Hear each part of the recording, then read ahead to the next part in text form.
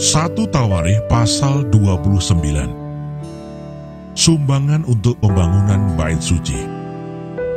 Berkatalah Raja Daud kepada segenap jemaah itu, Salomo anakku yang satu-satunya dipilih Allah adalah masih muda dan kurang berpengalaman, sedang pekerjaan ini besar, sebab bukanlah untuk manusia bait itu, melainkan untuk Tuhan Allah.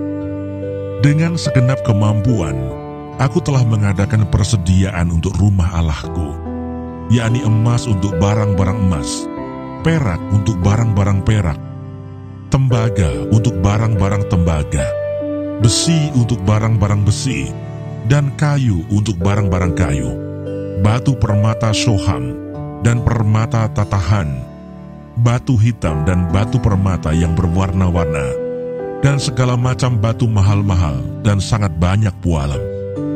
Lagi pula oleh karena cintaku kepada rumah Allahku, maka sebagai tambahan pada segala yang telah kusediakan bagi rumah kudus, aku dengan ini memberikan kepada rumah Allahku dari emas dan perak kepunyaanku sendiri 3.000 talenta emas dari emas Ofir dan 7.000 talenta perak murni untuk menyalut dinding ruangan, yakni emas untuk barang-barang emas dan perak untuk barang-barang perak dan untuk segala yang dikerjakan oleh tukang-tukang.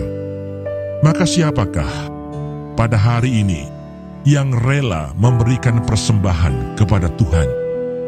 Lalu para kepala puak dan para kepala suku Israel dan para kepala pasukan 1.000 dan pasukan 100 dan para pemimpin pekerjaan untuk raja menyatakan kerelaannya. Mereka menyerahkan untuk ibadah di rumah Allah 5.000 talenta emas dan 10.000 dirham, 10.000 talenta perak, dan 18.000 talenta tembaga, serta 100.000 talenta besi. Siapa yang mempunyai batu permata, menyerahkannya kepada Yehiel, orang Gerson itu, untuk perbendaharaan rumah Tuhan. Bangsa itu bersukacita karena kerelaan mereka masing-masing, sebab dengan tulus hati mereka memberikan persembahan sukarela kepada Tuhan. Juga Raja Daud sangat bersukacita. Nyanyian pujian Daud. Lalu Daud memuji Tuhan di depan mata segenap jemaah itu. Berkatalah Daud, "Terpujilah Engkau ya Tuhan, Allahnya Bapa kami Israel, dari selama-lamanya sampai selama-lamanya. Ya Tuhan, punyamulah kebesaran dan kejayaan, kehormatan, kemasyuran dan keagungan. Ya, segala-galanya yang ada di langit dan di bumi. Ya Tuhan, punyamulah kerajaan, dan Engkau yang tertinggi itu melebihi segala-galanya sebagai kepala. Sebab kekayaan dan kemuliaan berasal daripadamu, dan Engkaulah yang berkuasa atas segala-galanya. Dalam tangan-Mulah kekuatan dan kejayaan. Dalam tangan-Mulah kuasa membesarkan dan mengokohkan segala-galanya.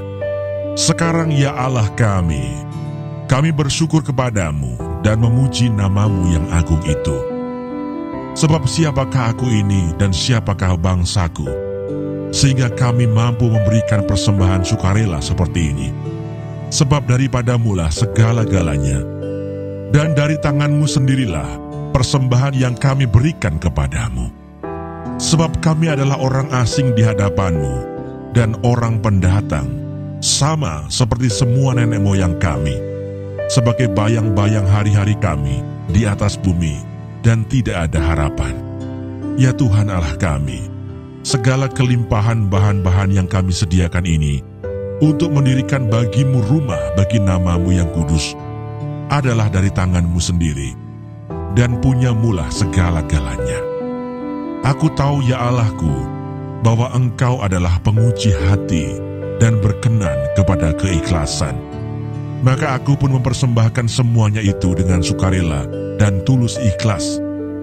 Dan sekarang umatmu yang hadir di sini telah kulihat memberikan persembahan sukarela kepadamu dengan sukacita. Ya Tuhan Allah Abraham, Ishak dan Israel, Bapa-bapa kami, peliharalah untuk selama-lamanya kecenderungan hati umatmu yang demikian ini, dan tetaplah tujukan hati mereka kepadamu. Dan kepada Salomo anakku, berikanlah hati yang tulus, sehingga ia berpegang pada segala perintahmu dan peringatanmu dan ketetapanmu, melakukan segala-galanya, dan mendirikan bait yang persiapannya telah kulakukan.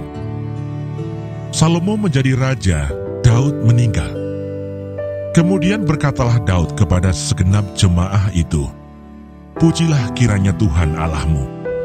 Maka segenap jemaah itu memuji Tuhan, Allah nenek moyang mereka. Kemudian mereka berlutut dan sujud kepada Tuhan dan kepada raja. Keesokan harinya, mereka mempersembahkan korban sembelihan dan korban bakaran kepada Tuhan, yakni 1.000 ekor lembu, 1.000 ekor domba jantan, dan 1.000 ekor domba muda, dengan korban-korban curahannya, dan sangat banyak korban sembelihan demi seluruh Israel. Lalu mereka makan dan minum pada hari itu di hadapan Tuhan dengan sukacita yang besar. Kemudian menyatakan untuk kedua kalinya Salomo, anak Daud, sebagai raja, dan mengurapi dia bagi Tuhan sebagai raja, dan Sadok sebagai imam. Kemudian duduklah Salomo sebagai raja menggantikan Daud ayahnya di atas tahta yang ditetapkan Tuhan. Ia mendapat kemujuran, sehingga setiap orang Israel mendengarkan perkataannya. Lalu semua pemimpin dan pahlawan, juga semua anak Raja Daud, mengakui kekuasaan Raja Salomo. Tuhan membuat Salomo luar biasa besar di mata seluruh orang Israel, dan mengaruniakan kepadanya keagungan kerajaan seperti tidak pernah ada pada semua raja sebelum dia yang memerintah atas Israel. Demikianlah Daud bin Isai telah memerintah atas seluruh Israel. Ia memerintah atas orang Israel selama 40 tahun. Di Hebron ia memerintah 7 tahun, dan di Yerusalem ia memerintah 33 tahun. Kemudian matilah ia pada waktu telah putih rambutnya, lanjut umurnya, penuh kekayaan dan kemuliaan. Kemudian naik rajalah Salomo anaknya menggantikan dia. Sesungguhnya riwayat Raja Daud dari awal sampai akhir tertulis dalam riwayat Samuel, pelihat itu, dan dalam riwayat Nabi Nathan, dan dalam riwayat Gad, pelihat itu, beserta segala hidupnya sebagai raja, dan kepahlawanannya, dan keadaan zaman yang dialaminya, dan dialami Israel, dan segala kerajaan di negeri-negeri lain.